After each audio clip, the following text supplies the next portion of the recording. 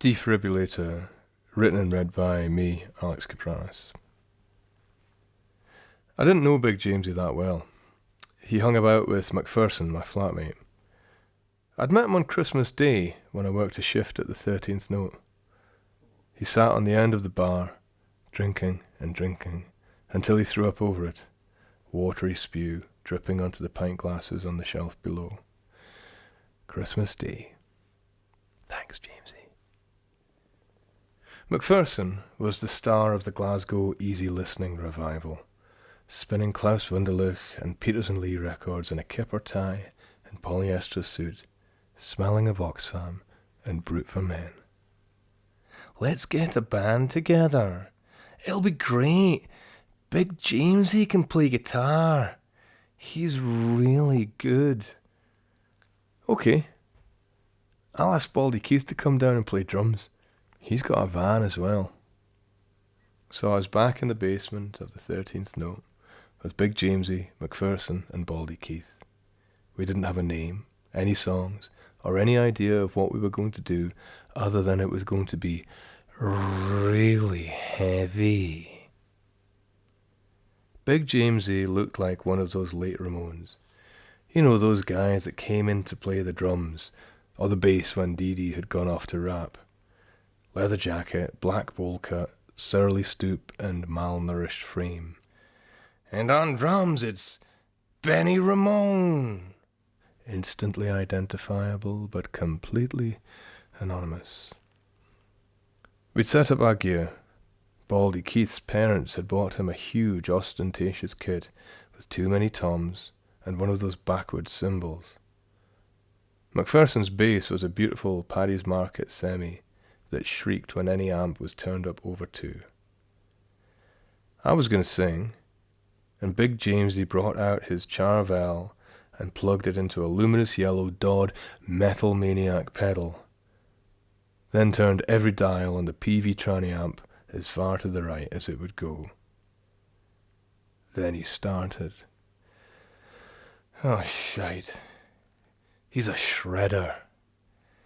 Shredders are found in every guitar shop across the world.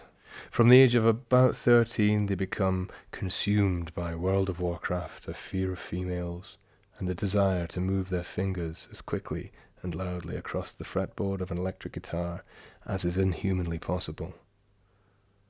Jamesy shredded, shooting bursts of angry, stuttering noise like jets of frustrated spunk from the speaker. Macpherson joined in. Of course he did. He was the most enthusiastic guy I'd ever met. Life's a joke, so let's make sure it's a good one. An ironic, knowing good one. He dropped his head and randomly whacked his thick strings, and Baldy Keith went for it. Rolls and rolls and clunky rolls, complex patterns taught by a £10 an hour drum tutor, each ending in a triumphant blow to the backward cymbal, each completely disconnected from the bass, which in turn had no way of connecting with the chaos of Jamesy's shreds. At that time I was into Noel Coward. I was the only guy in Glasgow singing with a 30s received pronunciation as a suicidal act of contrary twattery. So I rasped effete witticisms only I would ever appreciate over the sound of insanity at 140 decibels. Eventually Baldy Keith dropped his sticks and grabbed 4 cans of Red Stripe from behind the bar. Macpherson was, unsurprisingly, exuberant. I thought there were some great moments in there. All we need now is a name. Big Jamesy had unplugged his lead, but his fingers still shredded, his left hand a malevolent grey spider, skittering to and from the pointed headstock. Defibrilator. What's that, Jamesy? We should call the band Defibrilator. That's great! What made you think of that? The Santa. The deed Santa and the defibrillator. You know, the guy that stays in the bed set up the stair. The Santa. Old guy with a big white beard. Likes a drink. I killed him with my guitar. You know, he's always moaning about my practicing, banging on the flare. Pure moaning all the time. Anyways, so I'd been playing for a couple of hours the other day when I realised I was just banging on the door. So I goes to open it and he's standing there. This big fat Santa face, bright red and bits of spit in his beard. Pure shouting at me. How he's going to give me a doing. This guy's a total Santa. Must be 70 or something, man. Anyways, like I said, he's totally in my face and going off on one when he falls flat in his cum. Starts having this mad epi fit. Pure shaking on the floor like a big fat spazzy Santa. You can't say spazzy, James. It's ignorant. Aye, right. So I didn't know what to do, so I just closed the door and I rolled a spliff and I smoked it. And then I reckoned I should maybe call an ambulance, so I got 10p and I goes to the phone box, but you don't need 10p because the 999 calls are free. Anyways, so they tell me to stay in the room, so I go back. But I panic a wee bit, and I think they're going to find my stash, so I'm hiding my stash when all these guys arrive wearing the bright suits.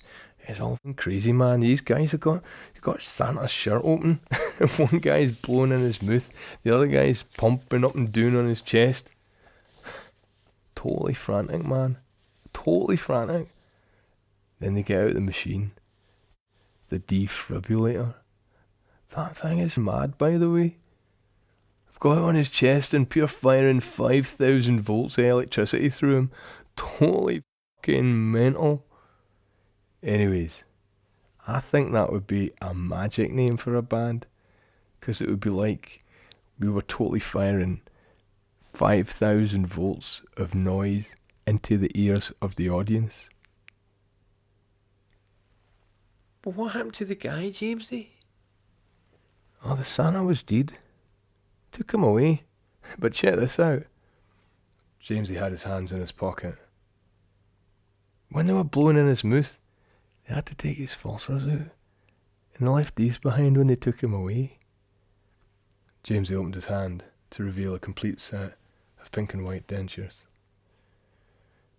Everyone agreed that Defibrilator was a magic name for a band.